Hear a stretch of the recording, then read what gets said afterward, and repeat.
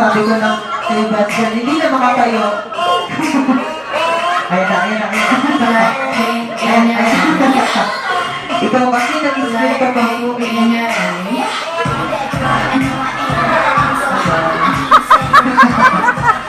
Ano ba, Mami? Excited na lang ako para sa 18th month ng ating celebrant. Okay, so please, dito pa tayo sa gitna bulsa. Ayan, okay. So, inibitahan ka rin po si Mommy at si Daddy dito po.